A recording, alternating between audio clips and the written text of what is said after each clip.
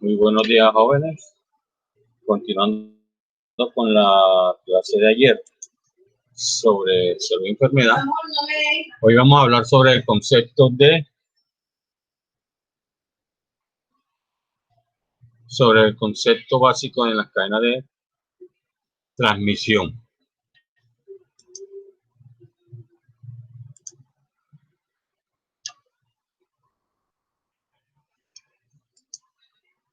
De esas enfermedades infecciosas.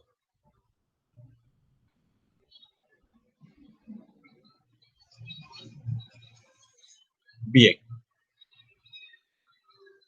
La ocurrencia de las enfermedades infecciosas obedece a una secuencia de interacciones que permiten que el organismo infectante se ponga en contacto con una persona susceptible y produzca esa infección. Estas infecciones son un resultado de estas interacciones con un microorganismo que deja su hábitat para producirse en un huésped, es el individuo reservorio, luego se transmite a otros individuos pasando por una puerta de salida, que es la vía de transmitirse desde el huésped, que es el mecanismo de acción, y encuentra una puerta de entrada, que es el canal de infección, que es la vía de infección, en un nuevo individuo, que sería el huésped susceptible. Entonces, esto se conoce como cadena de transmisión y normalmente ocurre en las comunidades.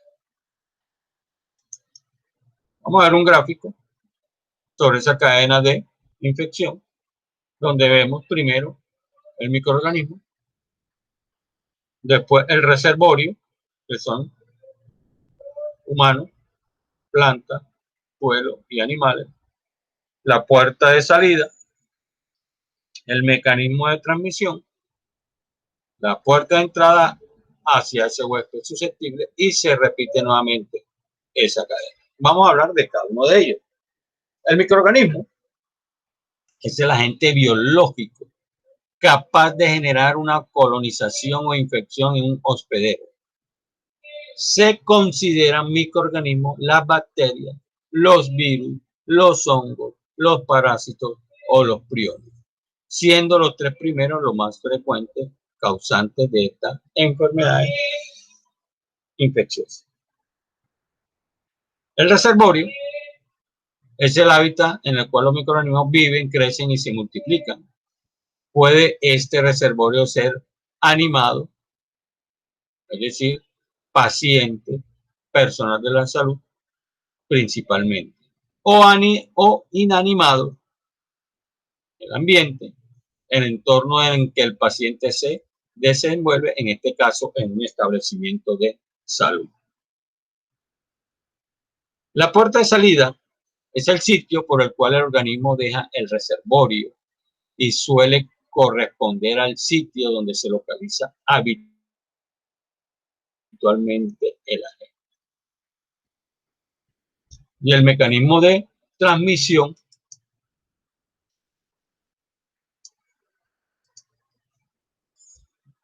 alude al lugar y a la modalidad, dónde y cómo, por qué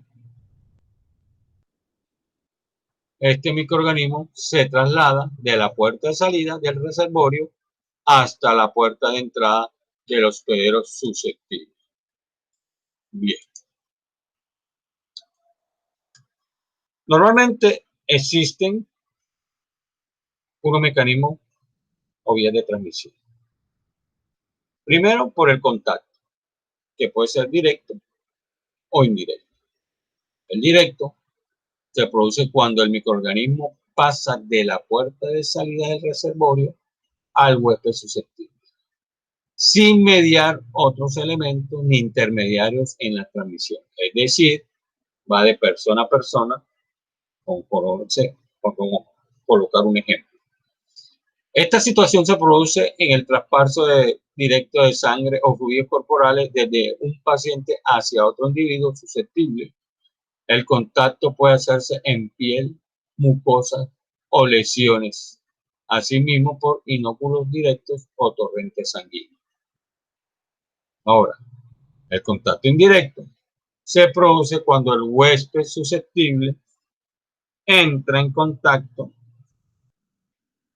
con el microorganismo infectante a través de un intermediario inanimado, ropa, fomite, superficies de la habitación o animado como el personal de la salud o otro paciente.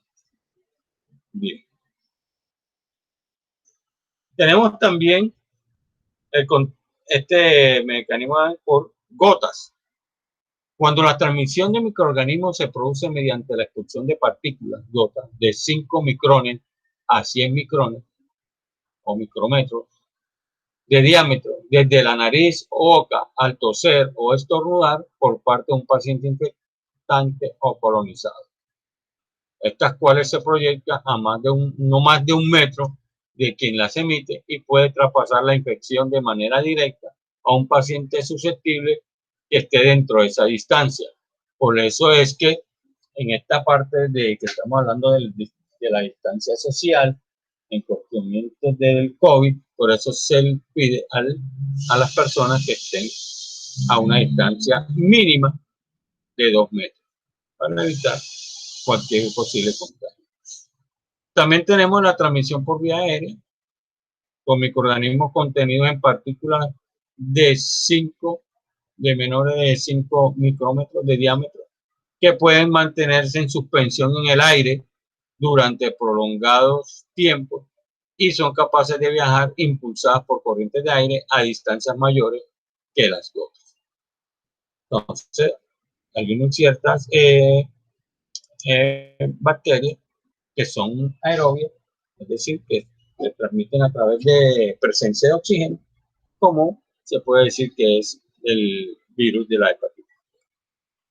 La transmisión por vectores. Cuando hablamos de vectores, hablamos de artrópodos o insectos, normalmente mosquitos, que tienen la capacidad de transmitir infecciones como el dengue, el chikungunya, el zika, el chagas, la leishmaniasis, la malaria, etc. Normalmente estos vectores se ubican en aquellos lugares donde la altura no pase los 2.200 metros sobre el nivel del mar. Es decir, aquellas zonas que normalmente se consideran endémicas para la transmisión de estas enfermedades. Hablamos de un ambiente protegido. Debe usarse en pacientes quienes presentan alteraciones importantes en sus mecanismos inmunitarios, como son la neutropenia severa o la enfermedad injerto contra el hueso, posterior a un trasplante halogénico de médula ósea.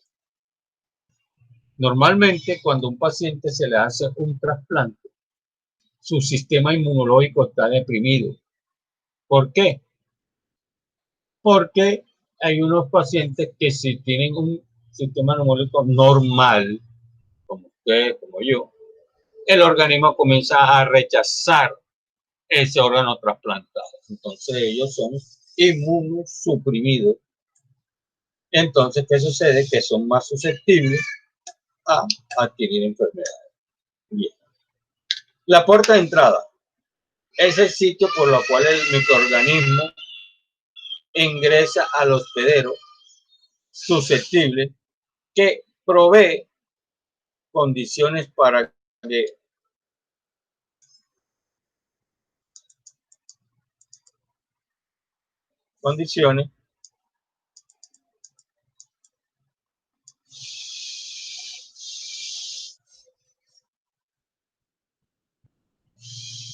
que éste pueda sobrevivir, multiplicarse y dejar que sus toxinas y otros factores de patogenicidad actúen. Por eso que hay microorganismos patógenos y microorganismos no patógenos. Los patógenos son aquellos que tienen la capacidad de producir enfermedades infecciosas. Bien. Hospedero o huésped susceptible. Es el paciente donde finalmente existen factores que pueden ser constitucionales, genéticos, inmunitarios, que junto con otras características individuales permiten que el microorganismo lo infecte y cause una enfermedad, ya sea en un paciente, en un familiar o un mismo trabajador de la salud. Aquí vamos a ver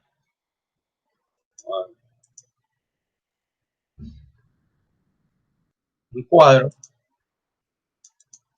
de esas intervenciones posibles según condiciones relacionadas con un componente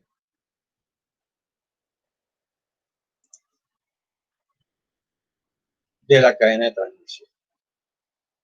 El microorganismo y el reservorio.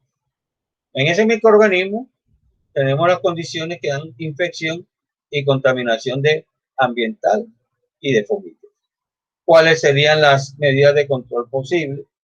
En la infección, tratamiento antibiótico específico que acorta el periodo de infección. Y en el de contaminación ambiental y de fomento, esa medida de control posible sería la limpieza, la desinfección, la esterilización, cuando cumplan una función en la cadena de transmisión.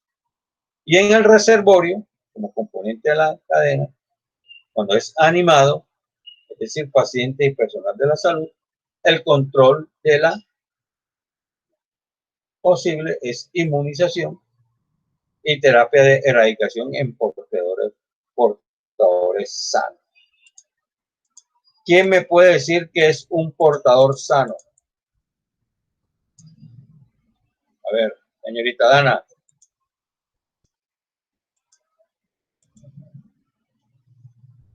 Señorita Alejandra, ¿está por ahí? Bueno, estoy pasando lista. Bien. Tenemos también en ambientes y fomites también la limpieza, desinfección y esterilización cuando cumplan una función en la cadena de transmisión. Y en los equipo instrumental y otros, hablando ya de odontología, se aplica la limpieza, la desinfección y la esterilización.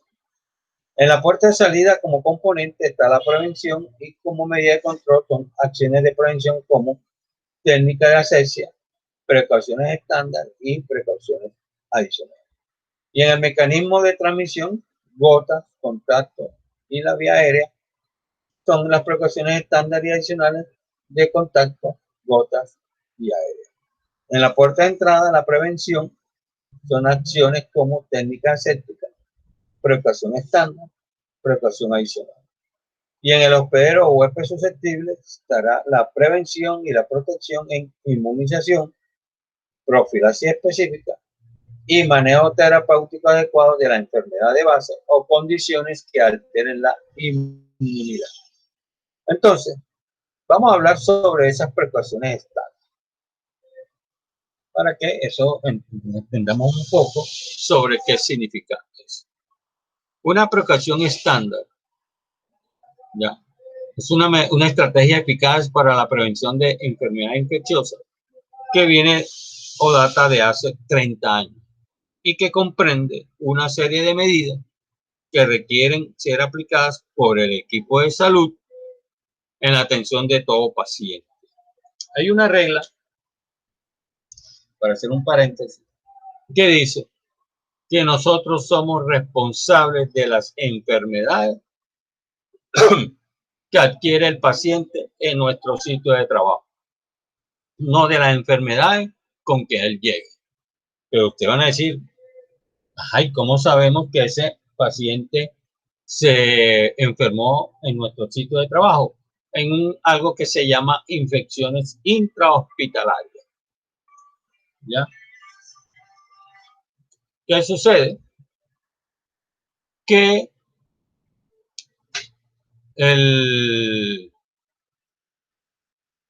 básicamente se hace una trazabilidad.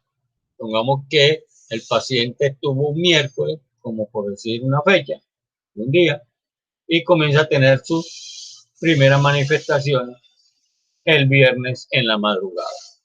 Va donde el médico y se hace una trazabilidad de 72 horas. Si usted cuenta 72 horas siendo un miércoles a un viernes, posiblemente lo adquirió en el consultorio. Si esas 72 horas no encajan el miércoles, sino el martes, hace suponer que el paciente llegó con la infección. Entonces, eso se hace una trazabilidad para una seguimiento para que manifestar si fue adquirido en nuestro trabajo o no.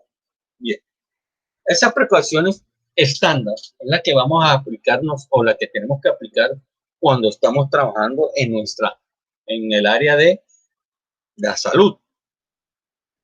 La higiene de manos, el uso de guantes, los elementos de protección personal, conocidos como EPP, que son guantes, bata, gorro, tapaboca, careta, etc.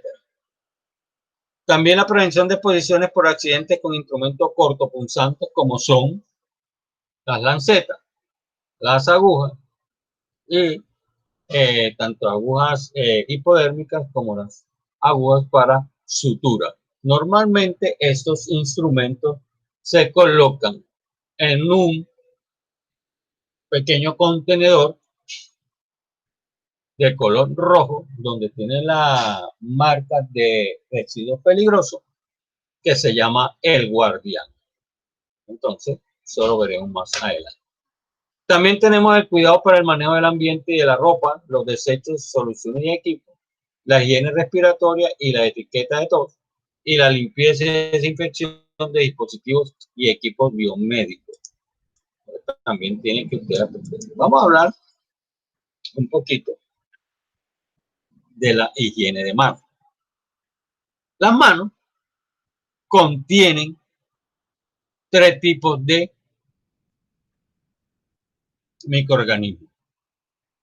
Microorganismos residentes, microorganismos transitorios y microorganismos patógenos. Entonces, cuando usted se lava las manos correctamente, usted elimina de ese microorganismo residente el 50%. Elimina el 100% de ese microorganismo que son apenas que no están transitorio, lo elimina de manera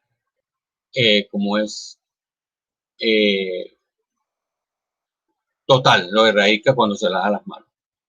Vamos a hacer aquí una cuestión de pronto que tenga que ver, que de pronto no tiene que ver nada con la parte de odontología, pero sí a manera de ilustración. Normalmente, en las partes genitales existen un sinnúmero de microorganismos. Microorganismos que son normales, que están ahí para protección de esas partes íntimas. Cuando normalmente se abusa de la eliminación usando elementos como jabones íntimos, ¿qué sucede? Hay un tipo de microorganismo que se llama oportunista. Al eliminar ese microorganismo residente, esos microorganismos oportunistas entran en contacto y comienzan a hacer daño en esas partes. Entonces no es recomendable usar en exceso este tipo de elementos o jabones porque pueden causar un daño más severo pensando de que no es así. Igual sucede con otras partes del cuerpo. En la piel, sobre todo en la piel de nuestras manos, existen estos tres tipos de microorganismos y por lo tanto es que uno debe lavarse las manos para evitar que esos microorganismos oportunistas causen daño en nuestra piel. Bien. Ahora, la higiene de manos se considera con un procedimiento mecánico y químico. ¿Por qué mecánico? Porque usted se frota las manos una contra la otra, y químico porque usa un jabón específicamente diseñado para disminuir esa cantidad de microorganismos, tanto transitorios como residentes de la piel de las manos. Se dice que anteriormente, en las guerras, cuando se hacían los hospitales para atender a los heridos, normalmente en ese tiempo no se tenía el conocimiento de lavarse las manos. ¿Y qué sucedía? Se atendía un paciente, se atendía el otro, y se daban cuenta de que morían más pacientes en ese hospital o en esas carpas improvisadas más que en la misma guerra. Y comenzaron a notar de que si se lavaban las manos antes de atender a otro paciente herido, se redujo considerablemente la muerte de esos individuos. Normalmente, la Organización Mundial de la Salud ha establecido varios métodos para la higiene de manos, como el lavado de manos con agua y jabón, la fricción mecánica de los lavados de manos con una solución a base de alcohol, lavado quirúrgico y fricción quirúrgica de las manos. Nosotros en la salud, básicamente, aunque son 4 procedimientos o 4 técnicas de lavado de manos, existen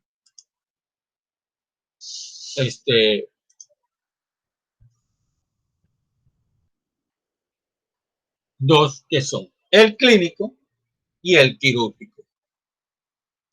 El clínico es aquel que se lava las manos solamente hasta la muñeca y dura 1 minuto. Y el quirúrgico es el que se lava los cirujanos antes de entrar a un quirófano, y que dura 5 minutos cada procedimiento, y se lava hasta la altura del codo. Ustedes han podido ver que los médicos entran con las manos levantadas hacia arriba y de espaldas al quirófano. La primera es porque para no contaminar las manos, y segundo porque si entran con las manos hacia abajo, todo ese remanente de microorganismos que tiene por encima de los codos vuelve a contaminar esa parte que ya se ha lavado. Entonces, por eso que básicamente están aquí. Normalmente la Organización Mundial de la Salud y el control de infecciones también tiene 2 tipos de higiene de manos: el lavado de manos con fricción y la higiene quirúrgica. En uno, el lavado de manos con jabón no medicado, y un lavado de manos con jabón antiséptico, y la fricción de manos compuesta a base de alcohol. Y el otro es el lavado quirúrgico con jabón antiséptico y fricción quirúrgica compuesto también a base de alcohol. Bien. ¿Cuáles son los 5 momentos de la higiene de manos según la Organización Mundial de la Salud? El primero, aquí lo vamos a aplicar igual como si fuera para enfermería, medicina, odontología, porque igual nosotros tratamos con pacientes, hacemos contacto con pacientes de una manera u otra. Antes del contacto con el paciente, ese primer paciente, usted tiene que lavarse las manos entre paciente y paciente que atienda, cambiarse los guantes de igual manera entre paciente y paciente. Recuerden que los guantes son desechables, no se pueden volver a reutilizar, ni tampoco a esterilizar. También, cuando se vaya a realizar cualquier procedimiento, también cuando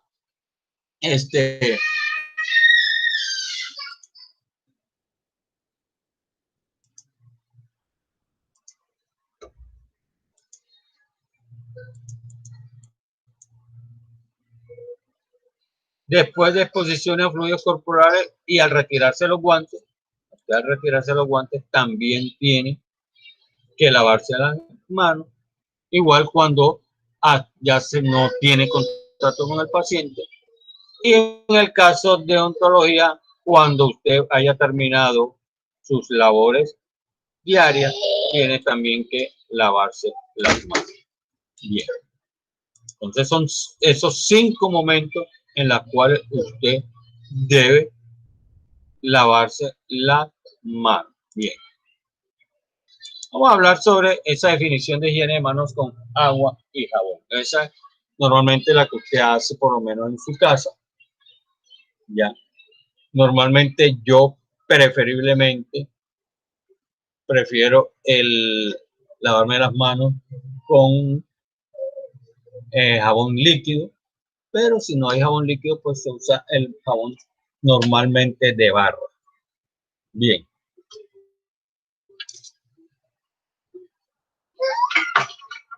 Esa fricción breve y enérgica de toda la superficie de las manos con jabón común, seguido de enjuague con agua, busca remover la suciedad, el material orgánico y disminuir la concentración de la microbiota transitoria constituida por microorganismos que se encuentran en la piel accidentalmente y no de forma habitual y están localizados en capas superficiales de esta.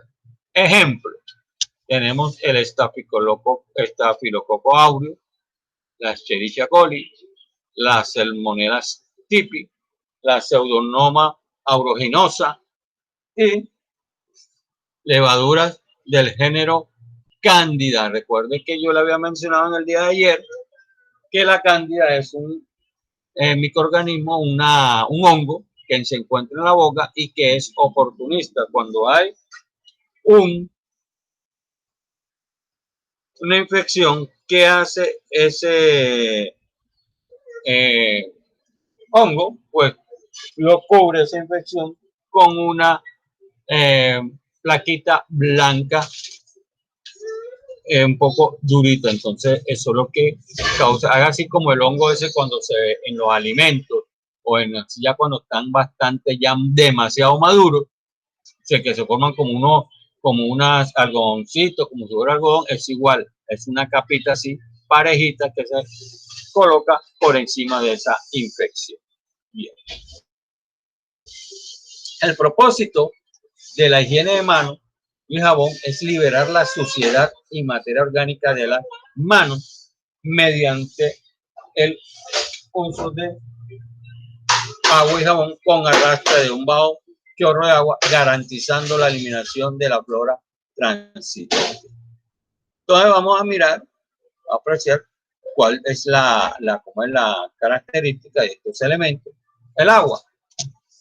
Normalmente el agua no es un agua potable que se obtiene de una tubería de grifo de manera que asegure un flujo unidireccional, quiere significar que tenga una sola dirección y que según las características definidas en el marco normativo. En casos especiales, donde no se encuentre con suministro continuo de agua potable, se debe garantizar mecanismos para realizar esta actividad. Ejemplo, dispensadores o lavamanos portátiles. Bien, ya que hablamos de lavamanos, quiero hacer una énfasis aquí. El lugar en un sitio de trabajo, en un hospital, en un consultorio, en nuestra propia casa, el lugar más contaminado es el lavamanos. ¿Por qué? Porque usted ahí va a echar, al lavarse las manos, van a correr todas esas bacterias que se encuentran en su piel. No solamente la suya, sino también en los familiares, en el consultorio, hospital de los pacientes, personal de salud, etcétera, etcétera. Entonces, el lugar más contaminado que puede existir es el lavamanos. El jabón, como yo le decía, a mí preferiblemente debe ser líquido. No se deben recomendar el uso de jabones sólidos o fraccionados, También deben usarse jabones con o sin antiséptico, teniendo en lo segundo el riesgo de generar reacciones cutáneas que limiten la adhesión al uso. Entonces, es preferible usar jabones que no tengan antiséptico y jabones de tipo líquido. Bien. Normalmente, hay aquellos que usan el jabón líquido, normalmente compran aparte 1 litro de ese jabón y van dispensándolo, es decir, se acabó y lo dispensan en ese frasco plástico con su propio dispensador para no tener que comprar otro. Eso no se debe hacer. La razón es porque en el momento en que usted esté echando el jabón, usted está contaminando ese jabón que debe ser estéril al envasarlo nuevamente en un dispensador que ya ha sido usado. Es preferible mejor comprar cada vez que se acabe el jabón líquido, comprarlo con su dispensador y no hacer reembases. Los elementos para secar las manos. En la parte clínica, en la parte de salud, lo más indicado que se debe hacer es usar toallas de papel desechable, debiendo asegurar su provisión continua, ya que el secado con toallas de tela no se recomienda porque al acumular humedad disminuye la adherencia al uso y pierde su capacidad de secado de manos. Y por el contrario, si usted se seca las manos y vuelve a usar la misma toalla, usted al lavarse las manos hace una recontaminación, es decir, no ha hecho absolutamente nada. Bien. Dentro de los requerimientos generales que permiten la adherencia a la higiene de manos y un procedimiento más seguro, se debe considerar las siguientes condiciones. Disponibilidad permanente de todos los elementos requeridos. Asegurar una temperatura del agua adecuada a las condiciones térmico-ambientales. Procurar que la disponibilidad de todos los elementos requeridos en zonas cercanas al sitio donde se realizan la atención. Espacios de trabajo amplios e iluminados para realizar la higiene de manos sin dificultad y las lavamanos disponibles con suficiente amplitud y profundidad que minimice el riesgo de salpicaduras al personal. Bien. Durante ese procedimiento de manos con agua y jabón debe hacerse en toda la superficie de ella: palma, dedos, interdigitales, región ungueal, entre el contacto con el agua y el jabón, que se debe realizar fricción para eliminar la suciedad orgánica y la materia orgánica y la suciedad. Luego se enjuaga bajo un chorro de agua para eliminar los residuos por arrastre. Entonces vamos a ver aquí, esta es la guía actual que se está teniendo en consideración en lavado de manos. Lo primero que tiene, aquí voy a hacer un paréntesis, ustedes me tienen que hacer un video de lavado de manos y postura de guantes. Para eso yo le voy a montar unos videos en la plataforma y también le voy a hacer un video de cómo se debe colocarse unos guantes con la técnica cerrada. Entonces, primero se debe mojarse las manos con abundante agua. Posteriormente se coge suficiente jabón, unos 5 centímetros cúbicos de jabón, y se la esparce por toda la superficie. La primera de los pasos, usted llega y se frota las palmas de las manos entre sí, la palma de la mano derecha con la palma de la mano izquierda. Posteriormente se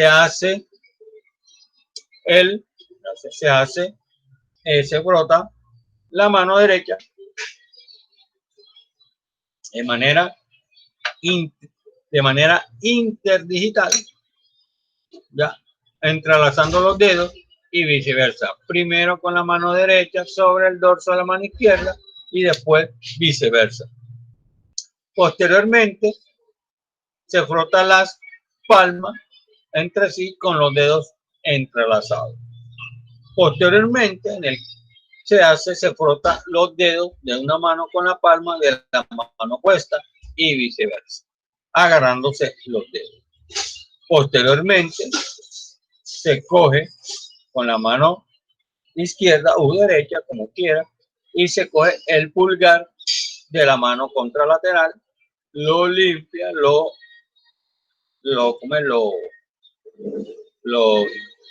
frota y después se hace con la mano. Usted lo hizo con la derecha, después lo hace con la izquierda. Y después con la punta de los dedos en la mano derecha contra la palma de la mano izquierda y después y posteriormente viceversa en movimientos de rotación. Se enjuaga posteriormente. Ojo, aquí hay un paso que hace falta. Y es que cuando ha llegado a frotarse las manos, los dedos sobre las palmas, se debe echarse el jabón o frotarse las muñecas, primero del lado derecho y después del lado izquierdo. Bueno, eso en el caso mío que soy derecho. Si usted es zurdo, pues usted comenzará de otra manera. Posteriormente, se enjuaga las manos con suficiente agua, una mano independiente. No se enjuague las manos como si se tuviera, tiene que hacerlo de manera independiente.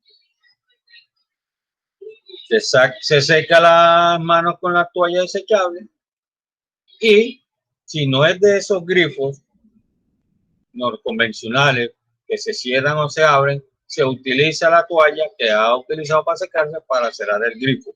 Si son aquellos eléctricos de pedal, entonces no tienen ningún problema porque ellos usted al momento de quitar el pedal, pues el agua está. Y ya sus manos, entre comillas, ya estarán seguras y podrá proceder a colocarse los guantes. Bien. Entonces, ¿cuáles son las indicaciones para de la higiene de manos con agua y jabón? Es decir, en qué casos tenemos que hacerlo. Como ya lo dijimos en los 5 momentos de lavado de manos. Ya lo definimos en anteriormente.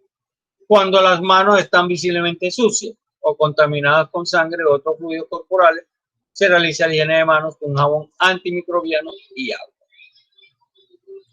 Cuando se sospecha o se prueba la exposición de Bacillus anthracis debido al agente antiséptico, tiene una baja actividad contra la esporas. Antes de comer y luego utilizar los sanitarios, lavar las manos con un jabón no antimicrobiano y agua o con un jabón antimicrobiano y agua. Ok. Esa definición de fricción de manos. La aplicación mediante la fricción de un agente antiséptico con base en alcohol sobre la superficie de las manos se elimina la microbiota transitoria y disminuye la microbiota residente, la cual está conformada por microorganismos que se encuentran habitualmente en la piel de las personas y que están localizados en las capas más profundas de la misma, como el estafilococo coagulasa negativo y el micrococcus y el bacilo difteroides. Entonces, es bueno a veces lavarse las manos porque nos ayuda a eliminar ciertos microorganismos que se encuentran en la capa profunda de la piel.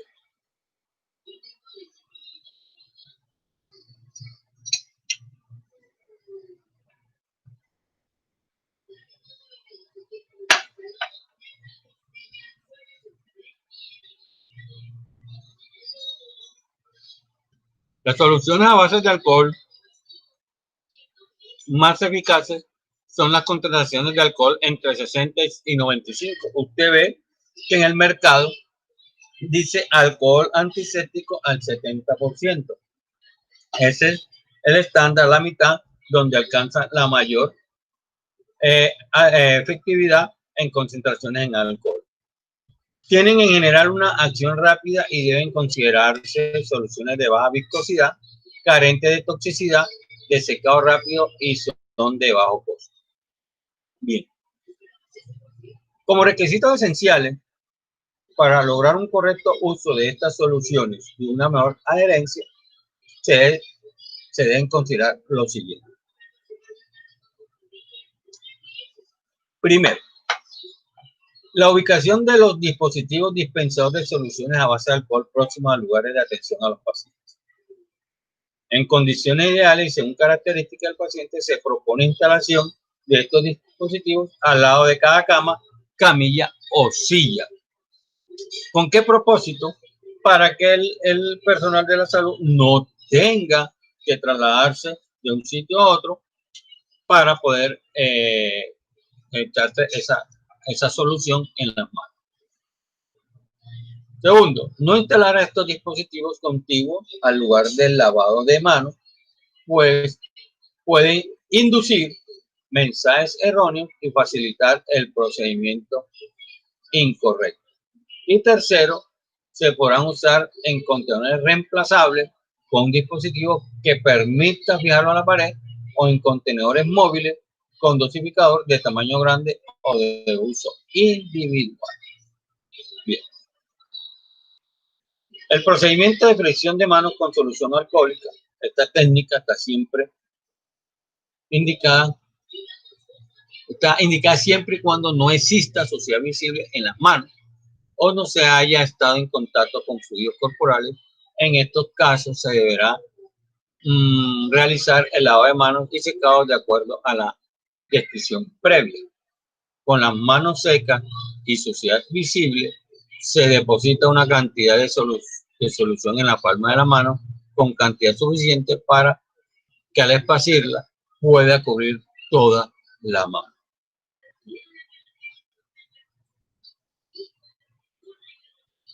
Entonces aquí veremos en este gráfico cómo se utiliza una presión con solución en base de alcohol. Básicamente es una técnica parecida a la lavado de manos.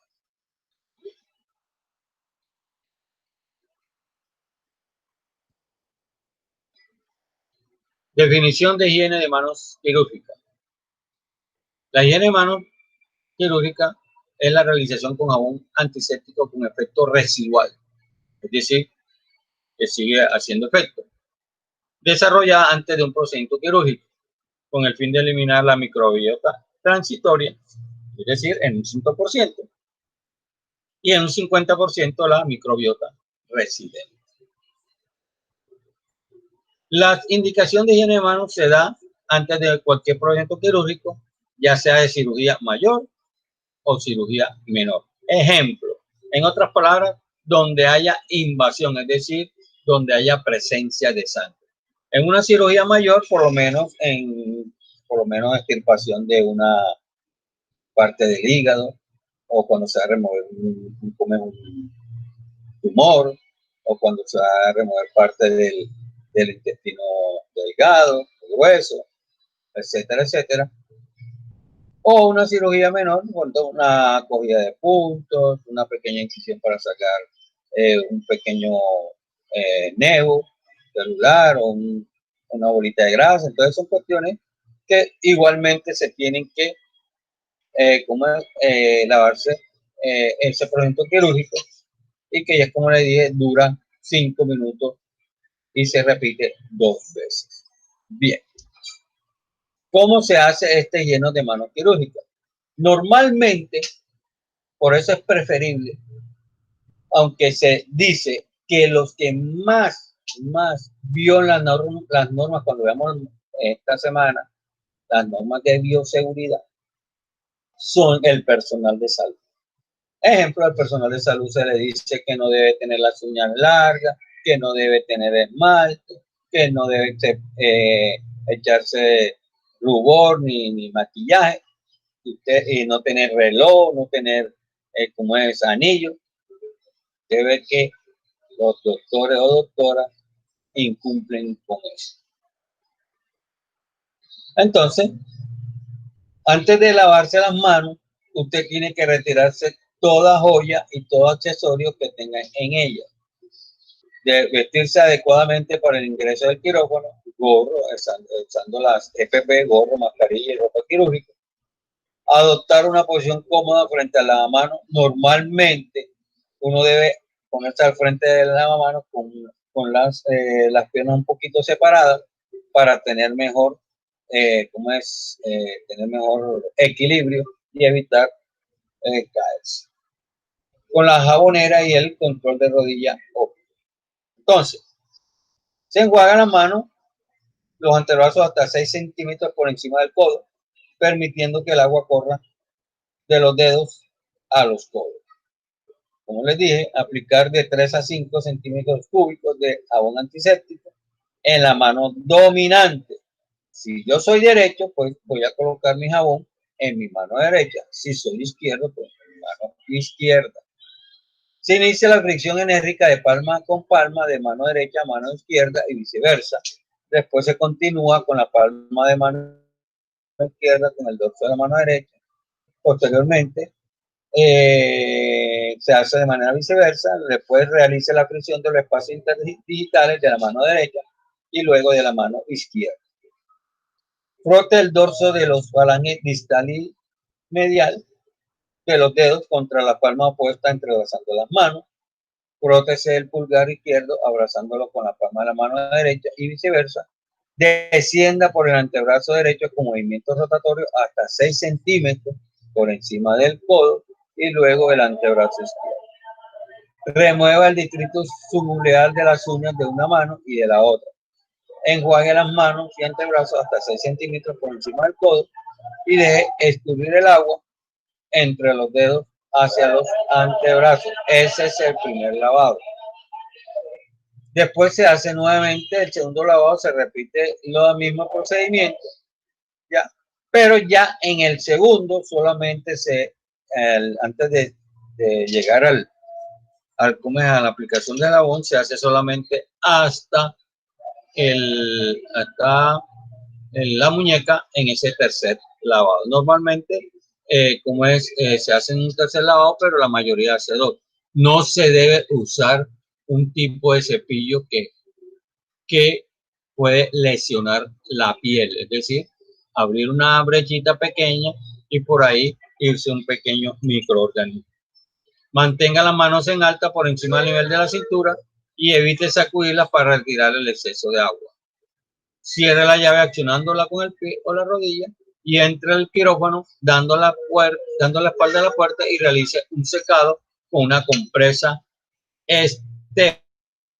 Entonces, aquí podemos ver el proyecto de la fase higiene quirúrgica en esta imagen, que no sé si la están apreciando. Ya, entonces, como pueden ver, ahí se hace exactamente ese procedimiento. Bien.